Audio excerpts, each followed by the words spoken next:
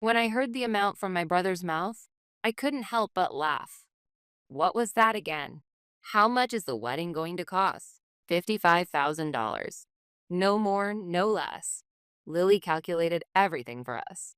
That includes the flowers, catering, and the venue deposit. Sitting in front of me with his arms arrogantly crossed was my younger brother, Brandon, 10 years younger than me.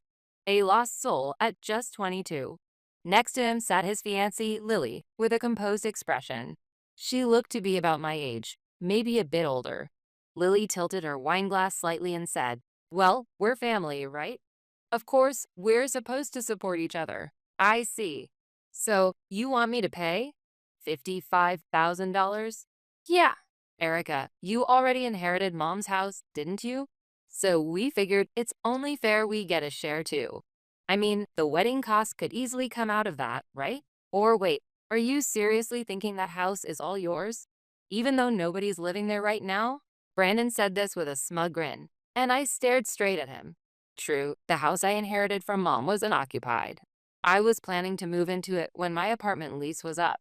In that case, I'll pay up to $10,000. The rest is on you too. What? That's it? That's nothing. Maybe you'll understand the weight of nothing once you start actually working for it. I didn't say it out loud, but my heart had already gone cold.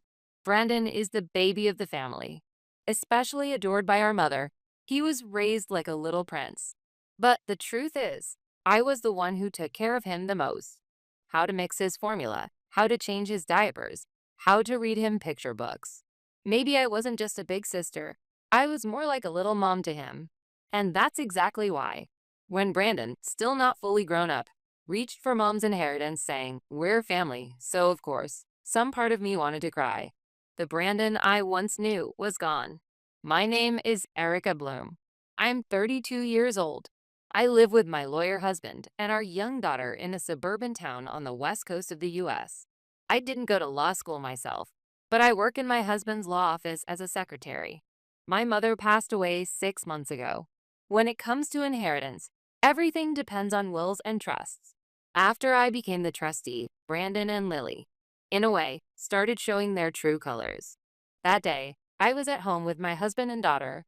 My daughter was struggling with some homework from her tutoring class, and I was sitting beside her, looking over her notebook, offering suggestions like, "Why don't you try it this way?" My husband was in the kitchen preparing dinner. He's in charge of cooking on weekends, and our daughter always looks forward to it. It was just an ordinary, peaceful weekend until it happened. Brandon contacted me out of the blue for the first time in a while. "So why exactly do I have to pay $55,000 for your wedding?" Brandon called me out of nowhere and demanded that kind of money. "Come on, it's the most important event of my life. If you could help us out, it'd make our new beginning perfect." Still, that amount is just ridiculous. Wedding expenses are something a couple should handle together. It's not that I don't want to help, but the most I can offer is $10,000. Brandon exploded at my answer. "What? Just 10 grand? And you still call this family? You're managing Mom's inheritance. But that's basically the same as holding on to my share without asking. The estate was divided fairly. You agreed and signed the documents yourself. How do we even know that's what Mom really wanted? She was sick, right?" Maybe her judgment wasn't totally clear. At that moment, I was starting to realize it. This wasn't just Brandon's idea. Someone next to him was fueling the fire, and it had probably started quietly even before our mother passed away. As I was thinking that, Brandon suddenly changed the subject. "Well, whatever. Oh, by the way, your birthday's next week, right?" Lily and I talked and made a reservation at a nice restaurant. "How about we go out for dinner together for the first time in a while? I'm surprised you even remembered my birthday." Of course I did. "We're family, aren't we?" His tone was light and cheerful, but I could sense the intention behind it. "Can my husband come too?" "What? Oh, yeah, sure. Of course." On the day of the dinner, my husband and I headed to the designated restaurant. We were led to a semi-private space divided by a partition. Inside, Brandon and his fiancée Lily were already seated. "Hey, happy birthday!" Brandon raised his glass for a toast. "Thanks, but this place is kind of oddly designed. I thought it was supposed to be a private room. But someone's sitting over there, aren't they?" I glanced beyond the divider. At the table were three unfamiliar people in suits. Even though it was a restaurant, they weren't eating. Instead, documents and files were spread out on the table. Don't worry about it. It's quiet here, so I guess some people use it for business meetings. Brandon smiled and held out his wine glass. Lily added with a bright smile. Today is a celebration. Let's try to enjoy ourselves, shall we? Although we sat down for now, the atmosphere felt awkward. Despite the small talk, Brandon and Lily were clearly restless. They kept exchanging glances, looking like they were anxiously waiting for something. At that moment, Brandon brought it up. So, Erica, I think we really should talk about the inheritance again. So that was the real reason behind all of this. I get that you inherited the house, Erica, but honestly, I can't accept that. Brandon's voice was sharp. His eyes were filled with frustration and resentment. You got the house, and I was supposed to get a lump sum of cash, right? Yes, that's true. But Mom clearly stated in her will that everything, including Dad's life insurance and their savings, should be split as equally as possible. I explained calmly. Then Lily, grinning beside him, opened her mouth. But I understand Brandon's point too. That house is really nice. It should be worth a fortune. Shouldn't you reconsider how it's divided? No one's even living there now, right? That just makes it more of a waste. Brandon's face brightened for a moment at Lily's words, but it was the kind of confidence that felt like they were trying to manipulate us. Exactly, Lily gets it. That's what I've been saying. Let's just sell the house and split the money 50-50. That way, I'll actually have some freedom. I mean, that little bit of cash is completely unfair. I was stunned. The inheritance Mom had carefully planned out while thinking about our futures. They were trying to tear it all apart so casually. It's not that simple. It's our duty to respect Mom's wishes. My husband silently nodded in agreement. Still, Brandon didn't back down. His frustration wasn't just Lily's influence. It felt like his lifelong spoiled behavior was finally bursting out. As I considered how to respond, Brandon gave a quick glance toward the other side of the partition. The three people in suits stood up and began walking toward our table. These are my lawyers. I invited them today so we could keep the discussion smooth. Lily swiftly pulled out an envelope and placed it in front of me. Erica, would you mind signing this, please? It's a delegation agreement to transfer your family assets into a new trust. Of course, your brother has legal rights as well, and this would reduce the burden on you. I frowned. Wait a second. Are you asking me to give up control of the assets? No, it's simply a delegation of management authority. Lily continued with a smile. Brandon will be the trustee of the new trust, and I'll be his co-trustee to assist him. This was clearly absurd. There was no way I was signing anything like that. Just then, my husband, who had been silently scanning the documents the whole time, finally spoke. I see. So this is coercion of asset transfer disguised as a birthday celebration. Lily and Brandon froze. What are you saying? And who are you to even say that? I'm Erica's husband, and I'm also a lawyer. What? I briefly looked over this agreement. It's a document that pretends to be a delegation contract, but it's actually a clear transfer of ownership. The fact that Lily, the fiancée, is listed as co-trustee makes this a glaring conflict of interest. His tone was calm, but unrelenting. If Erica were to sign this, it could potentially constitute criminal coercion or even fraud. And just so you know, everything in this conversation has been recorded from earlier. At that, my husband calmly pulled a small voice recorder from the inner pocket of his suit and placed it on the table. Deep, a red light blinked, signaling that recording had started. Lily's face twisted when she saw it. Brandon muttered, "Huh?" and then fell silent. One of the suited lawyers began to move nervously as if preparing to leave. This is not the situation we anticipated. Please excuse me for today. I should be going as well. The three lawyers stood up and left one by one, as if fleeing the scene. Wait, hold on. Brandon raised his voice in a panic. That the tide had already turned. They had underestimated me, assuming I was an easy-to-manipulate older sister. They knew nothing of who I truly was. Now then, are you ready to continue this discussion in a formal setting? As I gently set my wine glass back on the table, I could see the blood draining from Brandon's face. His expression no longer reflected that of a celebration. There may be things too difficult to discuss here. Fortunately, my law office is just a short walk from this restaurant. Would you be willing to join us there? As my husband stood up and spoke quietly, Lily turned pale, and Brandon looked around nervously, as if searching for an escape route. Several minutes later, we were inside an office just 3 minutes walk from the restaurant. The reception room was simple and calm. File cabinets lined the wall, and a few documents were already arranged on the table. Brandon and Lily sat side by side on the sofa, while my husband and I took our seats on the opposite side. A few documents lay on the table, and on top of them, the voice recorder continued to blink its red light steadily. So, what exactly are we doing here? Lily spoke with a smile, trying to hide her unease, but my husband didn't respond. Instead, he placed a thick file in front of him and slowly opened it. Would you take a look at this, please? He pulled out a portion of the report and handed it toward Brandon. This is a private investigator's report, commissioned during her lifetime by the late Violet Moore, your mother. Private investigator? Brandon furrowed his brow, and Lily's eyes widened. The subject of the investigation is you, Lily. This report contains a detailed record of your behavior toward Erica's mother. My husband began reading aloud. Lily visited multiple neighbors of the target, asking questions such as, has Mrs. Moore been acting a little strange lately? In a way that caused concern. The subject attempted to gather information about the target's financial situation using a false identity. History confirms previous contact with other elderly women of means in similar fashion. Lily's lips trembled. Wait a second, you can't talk your way out of this. For the first time, I cut in with a cold voice.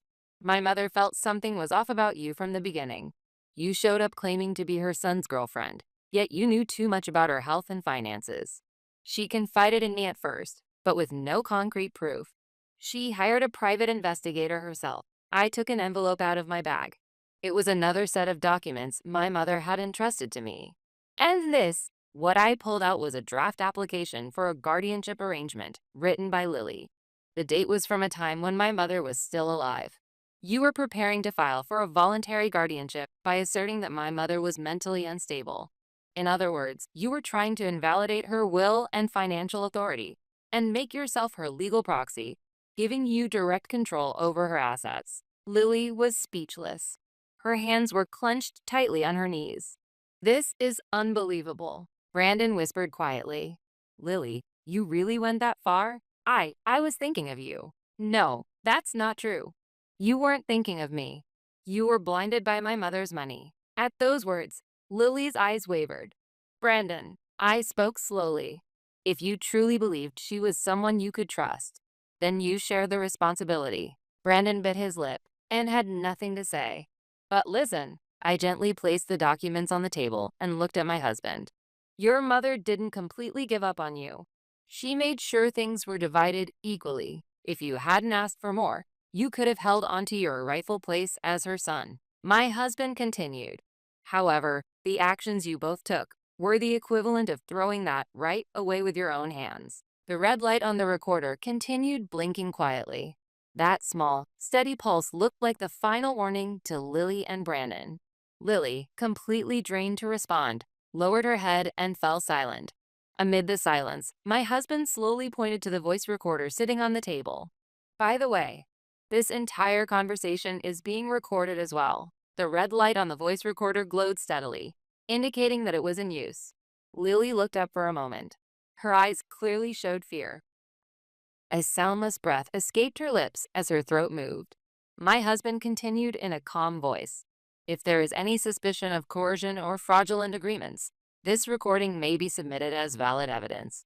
Of course, through proper legal channels. Lily lowered her gaze, her shoulders trembling.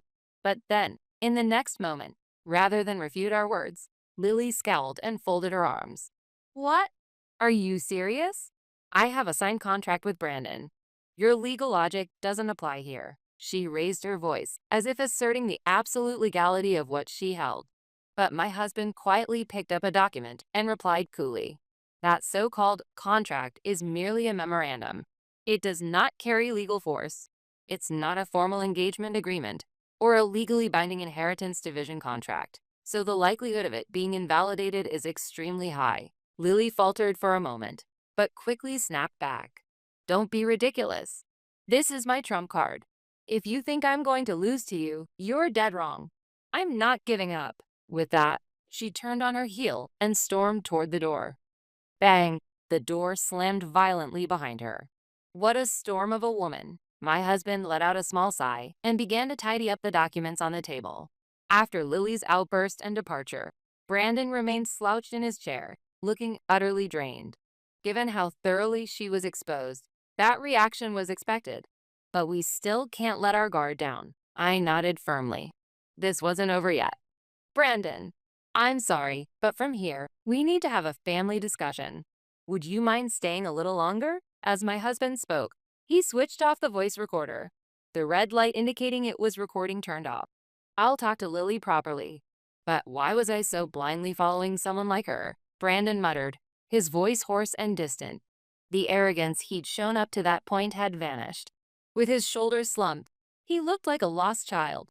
Even realizing that is a step forward, I said quietly, "But what you did to Mom, and to me, that doesn't disappear." Brandon kept his head down, biting his lip. "Do you think Mom always believed in me?" I said nothing for a moment. Then I let out a small sigh and pulled an envelope from my bag. "This is a letter Mom wrote for you before she passed. I wasn't sure if I should give it to you, but I think you're ready now." I placed the envelope on the table. She truly believed that you could change, right up to the end. That's why she divided the inheritance equally. But giving the same amount of money and giving the same level of trust, they're not the same thing. Brandon stared at the envelope without saying a word. He reached for it, pulled back, and reached again. That hesitation reflected his inner turmoil. I've been such an idiot. At those words, I narrowed my eyes just a little. You were an idiot, but it's not too late. My husband then spoke in my place. What matters now is what you choose to do going forward. Brandon gave a deep nod. I'll settle things with Lily too. I don't want to add to my debts anymore. I couldn't face Mom or you, Erica. I don't care what you think of my face. Just stop trampling on what Mom believed in. I stood up and gently placed my hand next to the envelope. Stop using, because you're my sister, as an excuse to depend on me. That ends here. Brandon gave a small but definite nod. Well then, it wouldn't be any fun if we just let this slide. How about we take a little counteraction? My husband turned to me with a question, looking almost cheerful. Of course. I'm not planning on losing either. What about you, Brandon? There was a short pause before Brandon looked up, his face stiff. What? He slowly let out a breath and spoke as if he had made up his mind. Okay, I'll do it too. I'm not letting her get away with everything. We all nodded to each other. This battle wasn't over. In fact, it was just getting started. A few days later, in a glamorous hotel banquet hall, friends and family gathered to celebrate Brandon and Lily. Lily wore a beautiful dress, greeting the guests with a confident smile. She looked radiant, as if nothing had happened at the law office the other day. My husband and I arrived at the venue together. We had purposely chosen not to cancel this wedding reception. It was the perfect place to expose what she had done. If we simply let it end here, Lily would just move on and deceive someone else. So we decided to confront her with the truth right there and then. With quiet resolve in my chest, I sat down. The MC stood on the stage and announced, "Now, let's hear a few words from the bride and groom." Lily stood up with a smile, took Brandon's hand, and started walking toward the mic. It was at that very moment. Before that, may I say just a few words? I rose quietly and took the mic. A murmur spread through the room. Everyone, thank you for coming today. I'm sorry to bring this up at such a joyful occasion, but please allow me a moment to speak. Next to me, my husband quietly pulled a voice recorder from his bag and placed it on the table. The glowing green play button looked ready to summon the voices of the past. It was the audio we recorded during that birthday dinner. Everything had led to this moment. A few days ago, I was invited by Brandon and Lily to a restaurant under the pretense of a birthday celebration. But there, I was pressured, accompanied by 3 lawyers, to sign over the rights to the house and assets I inherited from my mother. The quiet murmur in the room grew louder. Guests began glancing at one another. Just in case, my husband and I recorded the conversation. I'd like to share a small portion of it with all of you. My husband pressed a button, and Lily's voice echoed throughout the hall. Erica, if you just sign right now, everything will be taken care of. Leave the estate management to us. This is a family agreement, right? Brandon understands too, doesn't he? Don't worry, she's a pushover. She won't resist. The moment everyone recognized it was Lily's voice, the atmosphere in the room froze. Furthermore, my mother had hired a private investigator before she passed. The investigator gathered evidence that Lily had been asking neighbors about my mother's mental health and financial situation. I handed one of the documents my husband was holding toward Lily. Her face turned pale in an instant. This is her true motive. This marriage was not built on love or trust. It was a calculated plan to seize assets. Wait, that's a misunderstanding, Lily shouted. Brandon, please, believe me. I really. But before she could finish, Brandon stepped forward. It's enough. After hearing everything, I finally woke up. I was a fool to do what you told me and try to deceive my sister. I can't betray Erica anymore. Brandon, what are you saying? I'm calling off the wedding. It ends here. Lily's face twisted into a deranged smile. Don't be ridiculous. This is all just an act. You're all in on this together, trying to ruin me, aren't you? Who would believe this farce? Everyone's watching this farce right now, along with the recordings and evidence. My husband's calm voice echoed heavily across the hall. And then Lily, receiving no support from anyone, stumbled backward, knocking over her chair, and fled the room. No one followed her. In the silence that returned to the hall, I took a deep breath. We had prepared ourselves for this moment. Finally, everything was over. Brandon, left behind in the wedding hall, took the mic with a solemn expression. Lily was gone, but he did not run away. Everyone, I'm truly sorry. He said it sincerely, no longer carrying any of his previous irresponsibility or superficial charm. I did terrible things to Erica, just following Lily's lead. Trying to use my family for money was disgraceful and shameful. The room remained quiet, but no one laughed at him. But from now on, I'll live properly. I'll get a steady job, and I won't let anyone control me again. Erica, again, I'm really sorry. At those words, I gave a slight nod and narrowed my eyes gently. The atmosphere in the hall softened. Sensing the change, the MC shifted the tone. Now then, though the bride is unfortunately absent, we'd like to invite a few words from the groom and his family. I took the microphone once more, smiling gently. Thank you all for coming today. This was supposed to be a joyous wedding ceremony, but instead, I believe today will be remembered as a different kind of turning point. Family can be difficult, but they are also irreplaceable. Today, my brother and I decided to face each other again as a true family. And I will do my best to support the brother who is trying to grow. Applause followed. It was quiet and warm. A long day was finally coming to an end. Several weeks have passed since the supposed wedding. Now, I'm sitting in the living room of the house I inherited from my mother, basking in the soft afternoon sunlight beside my husband. There's hot tea in our cups, and the early summer greenery stretches beyond the window. That day already feels like a distant memory. Brandon really did change after that. He got a job at a local company, and the other day he happily told me, my probation period just ended. Of course, things with Lily were officially over, but maybe that breakup was actually the real beginning for him. Thanks, Erica. I finally feel like I'm really living my life. When Brandon said that on the phone, I felt truly relieved from the bottom of my heart. The inheritance has all been properly distributed now, and everything proceeded fairly and faithfully, just as our mother wished. Part of the trust was donated to a domestic violence support group Mom was involved with, and a small fund was created in her name. I now volunteer with that organization. Once a week, I help answer support calls and coordinate aid. At first, thinking of Mom made it hard to breathe, but now hearing someone say thank you makes me feel like I'm doing something meaningful. One day, while at a cafe after volunteering, I thought I heard my mother's voice. You don't have to overdo it, but your strength might be someone else's light. My mother's true wish was just for us to live decent lives. Not for wealth, not for status, just to live sincerely and walk our own paths. And now I feel like I'm starting to understand that. Mommy, what's for dinner tonight? My daughter's voice called out from the kitchen. I laughed and stood up. Maybe your favorite hamburger steak? Laughter filled our home. After a long struggle, we have finally protected our mother's wishes. And little by little, we are repairing the bonds of our family.